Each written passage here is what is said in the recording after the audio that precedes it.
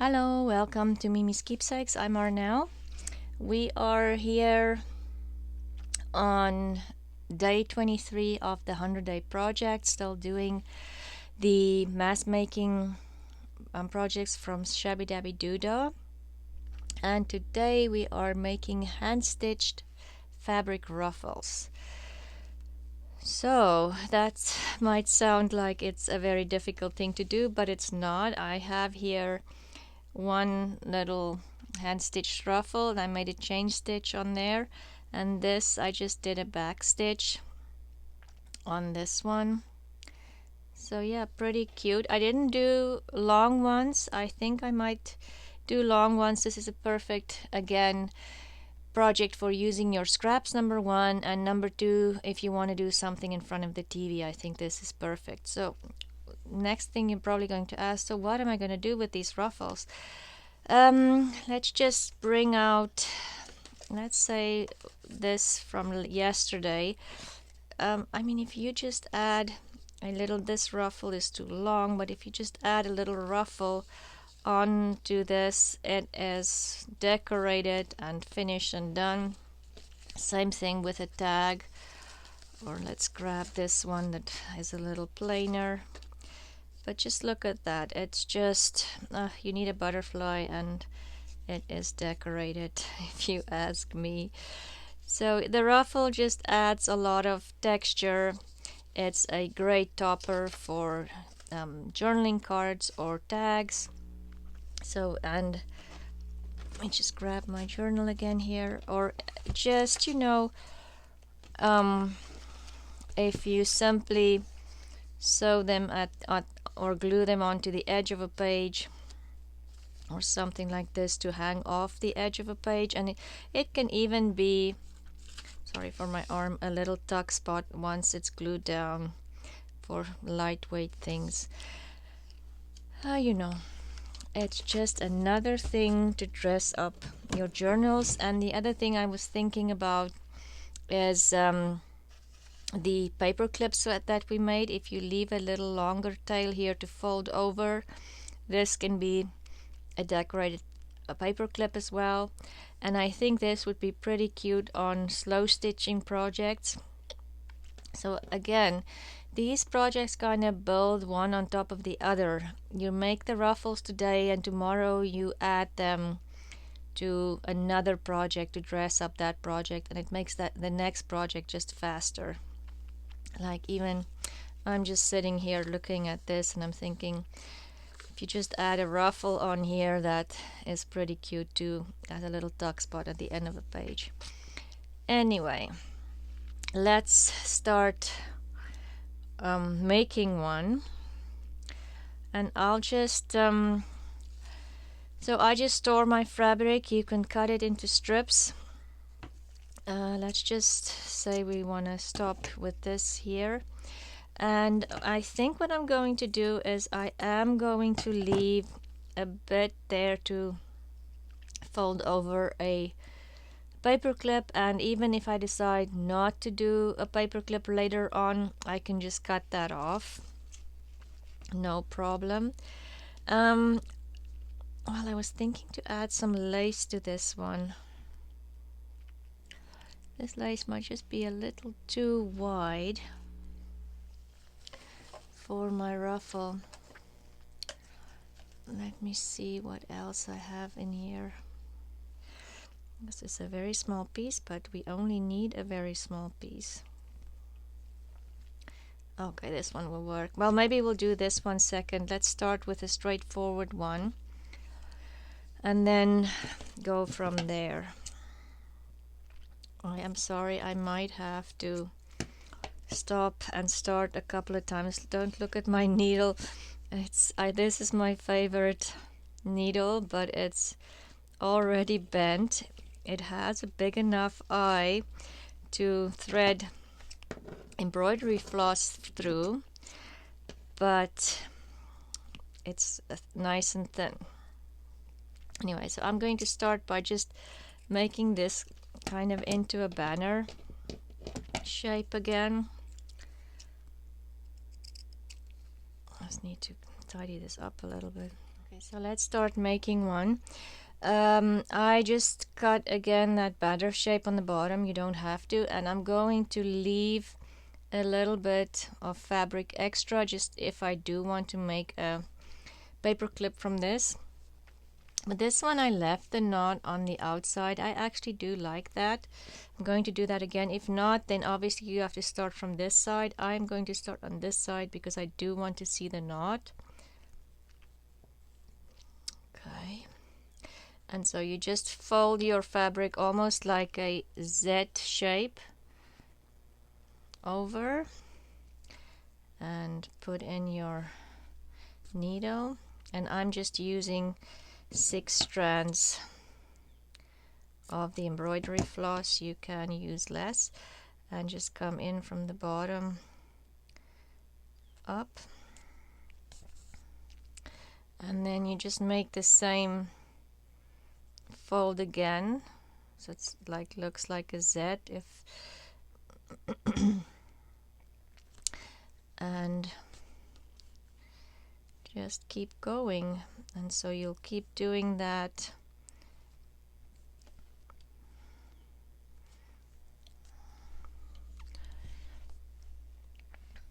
Let me see, maybe I should bring the camera down slightly. Hope that's not, but maybe then you'll see better.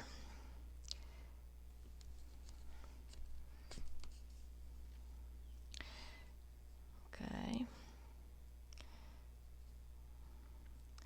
And this is just in and out from the bottom, and then from the top again, just a very straight simple stitch. I'll show you the back stitch in a minute, and then I am going to leave, let's end at the back. So to end it off, I just kind of put my needle in underneath and it will make a knot.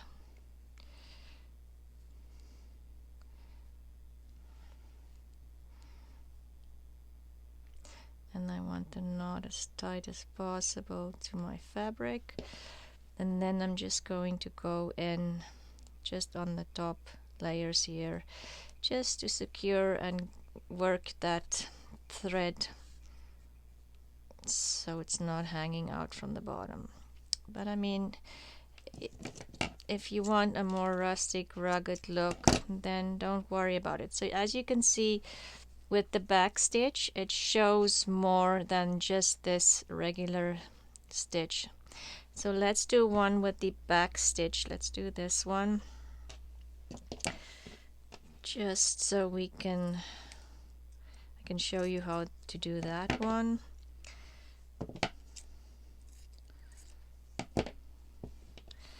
And I'm just making small ones or short ones because obviously I don't want you to sit here for the rest of the day watching me make fabric ruffles. You can make them as long as or as short as you want. So the back stitch is you go in, and then I would fold it because you want to catch that ruffle on the back, and then from the back you come in just like you would have with the previous stitch, but then instead of going down you go back to the end of your previous stitch.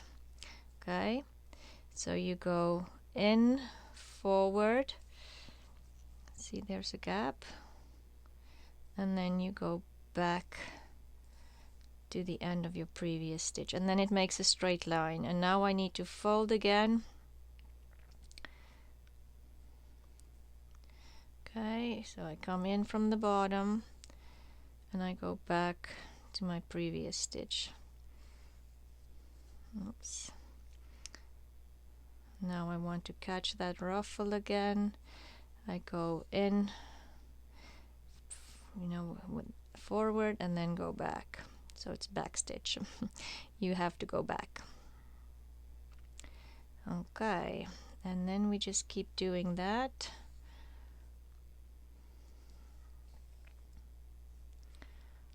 And then if you do embroidery, obviously you can do all kinds of stitches. I did a chain stitch there. And if you want to see how to make these stitches, there's a lot of videos on YouTube showing you how to make numerous kinds of embroidery stitches.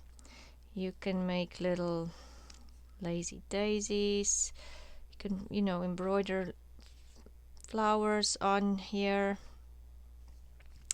all kinds of things. So and if you feel that your ruffle is too textured, if you want it a little flatter, a lot of times I just go iron mine flat. If I feel it's, you know, too rough and too bulky and I want a more flat look, I would just go and just put the iron on here and it would flatten out your ruffle considerably. Okay, so let's make one where we add a piece of lace, and maybe I'll do this. Let's do this kind of almost a guava color. Okay, let's add one with a ruffle. Just had to cough a little bit again. So with the ruffle, I want the ruffle to kind of sit on top of my, you can go in and let the ruffle follow, and that would give you this look. What I want to do is I want the ruffle, the lace on top of my ruffle. That's what I'm trying to say. I want the lace on top of the ruffle, or you can have the lace follow the ruffle and just tuck it in there. But I want a different look. So as you can see, you can play around with these and get so many different looks with this ruffle. So I'm just gonna do back stitch again on this one, and I'm going to fold my fabric into my ruffle and then just have the lace on top. What would be nice too is a chain stitch or another decorative stitch, but let's just keep it simple. I'm going to go back to form my back stitch. Okay, and I can do more of those because I already folded it.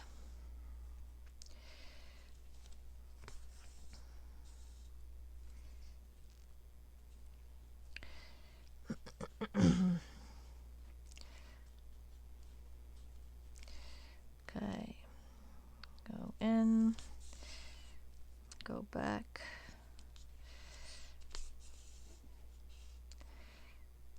go in, go back. Oh, I'm sorry, I'm bumping the camera, but hopefully you get the idea even through the jiggles. Go in, go back, and that's all you need to do. And I do like I said, the back stitch more, just because it shows up better.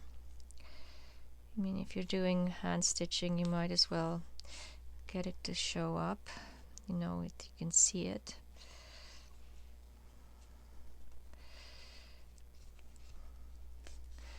Try to lift my hand so that you're not jiggling too much.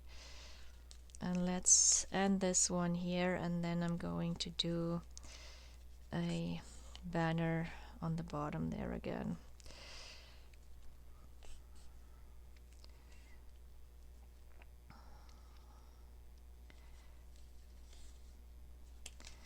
Okay,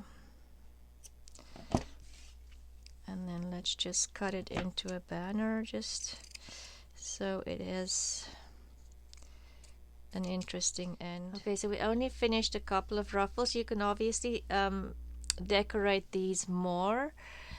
Say for instance, you can add one of these little crochet flowers, or if you have trim like this, add that to your ruffle, or maybe just even one on there would be cute.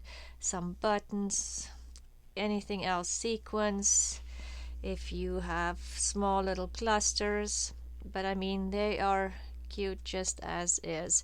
So we started with just a running stitch which you can see, you can't see the running stitch that well, especially with a pattern here. So I would suggest maybe a back stitch is better. On this one you can really see it well. If you're doing hand stitching, you might as well want to see it. And then I also added one with this one has a chain stitch on there, and then this one with the lace on top. So this is a great project to use up all your fabric scraps, lace scraps, maybe learn a couple of new embroidery stitches, and also great for in front of the TV. It doesn't make any noise, and you can finish a couple of these in front of the TV pretty fast while watching a movie. Anyway, thank you for watching today, and remember to go to Christina Creates and Get Art if you want to participate in those giveaways. Just remember, Get Art is only for Canadians. I will have all of that listed in my description box, and the links to the specific videos as well if you want to participate. Thank you for joining me, and I'll see you again tomorrow. Bye!